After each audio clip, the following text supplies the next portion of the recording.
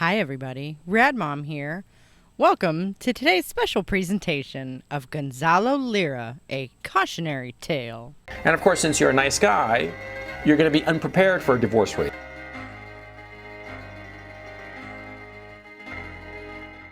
I believe this man's personality disorder is what killed him. His life is a cautionary tale demonstrating the importance of humility and self-reflection. At first, I thought, wow, that's what the red pill did to you. But no, that's just how this guy was. And he was on the scene long enough that he probably had a hand in shaping the manosphere, not the other way around.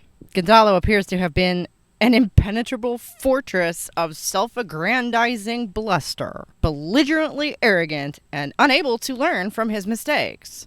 So prepare yourselves for a story of depravity and karma as we explore the cautionary tale that is Gonzalo Lira, Coach Red Pill. Gonzalo was a pretty interesting character. Of course he's going to get fucked over by whores and damaged women. AKA Coach Red Pill. He's a pickup artist.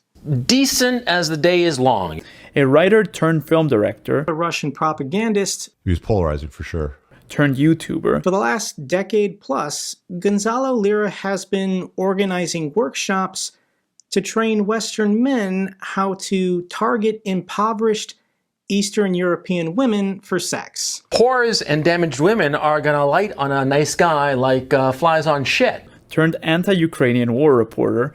He was certainly an enjoyable character. And the individual who's been pushing the story of Gonzalo Lira is Tucker Carlson. How can we reconcile the experience and wisdom of his early videos? He has to be an asshole to protect himself against such women. I get no satisfaction of having to say this, but it's the truth. With his delusional conduct in Ukraine.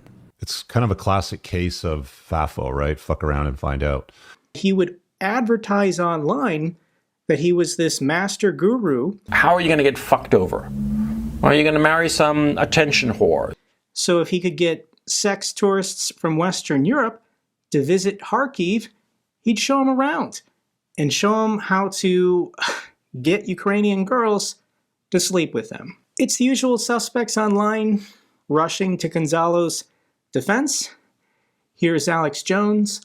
He certainly echoed my sentiments. I won't have any compunction about, fucking over some attention whore, some crazy-ass chick. All of this stuff gets community noted because it's factually inaccurate. What is clear is that Gonzalo Lira and millions of other men are unknowing followers of Max Stirner.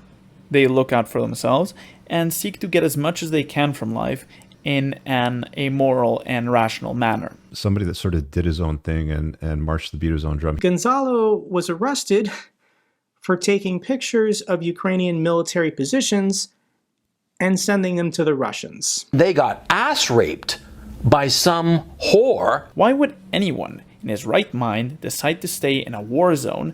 He wanted martyrdom, in my opinion. He's a spy for Russia. What is clear is that we have a clearly smart and capable character. Ex-wife is going to start cock-hopping, that has no solid ethical foundations.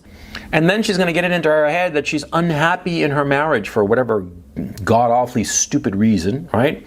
And ended up developing a bad case of losing touch with reality. I questioned him a couple of times, definitely live and even privately. I'm like, what are you doing in Ukraine, man? Like, do you have a death wish? I would think that it was because he had an American passport and thought that he was basically untouchable. An asshole like me? Yeah, no problem. I can handle him fine. Other than that, I see no reason why anybody should try to stay there, especially when criticizing the government.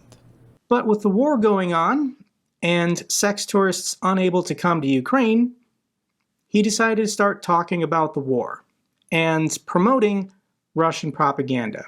And of course he's going to get fucked over by whores and damaged women. If Gonzalo actually believed that President Zelensky was a Nazi and that innocent people were being abducted and murdered for speaking out against his government, then he wouldn't have stayed in Ukraine. He would have left the country. And it's a sad state of affairs, but it's the way of human beings, yeah? But the fact that he could tweet this and then remain in his apartment in Kharkiv, unmolested, for another year before he finally got arrested, it shows that he wasn't taking the threat serious. He didn't actually believe what he was saying. Lira is not really a person that has some deep place principles that go beyond his own personal interests. However, is this not reminiscent of the life stories of many people who reach fame and then lose it all? I knew he had a couple kids, and he was married, I think, to a Ukrainian woman. Now, how did he die? He's not in great shape, never really took care of his health. I noticed in his videos he was putting on weight. Here's a handwritten note explaining how he died. And not just, holiday weight, hey, we had the family over, but like he was getting big. I didn't just leave this thing in about his weight to pick on him. To me, this looks like it might have been congestive heart failure. It wasn't from torture. The Zelensky government didn't kill him. Because he'd be sitting back in his t-shirt and his long sleeve, and you could just see this like rotund gut coming out. Again, these are only like 5 years apart. The symptoms of which include shortness of breath, swelling of the belly area. According to Gonzalo's own words, he states that I have had double pneumonia, both lungs. In the later years of his life, he would just be sitting there chain smoking, in a messed up state. As well as pneumonia thorax and a very severe cause of edema. Fatigue, swelling in the legs, ankles, and feet, also called edema, rapid weight gain, and decreased alertness. All this started in mid-October, but was ignored by the prison. They only admitted I had pneumonia on December 22nd. He would never bring up his wife and kids. I am about to have a procedure to reduce the edema pressure in my lungs, which is causing me extreme shortness of breath to the point of passing out after minimal activity or even just talking for 2 minutes. He obviously had a fondness for his children.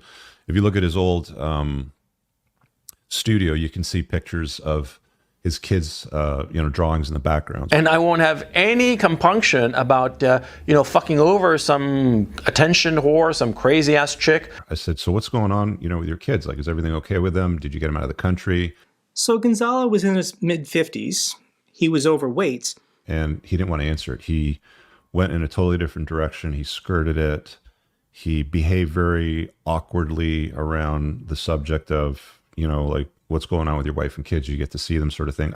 And he had been smoking 2 packs of cigarettes for decades. There was no fondness or attachment to his wife. And I've had lots of conversations with guys over the years, both privately and on call-in sessions. And to me, that picked up on me as she had taken the kids and left. And it's the wintertime, and he got pneumonia.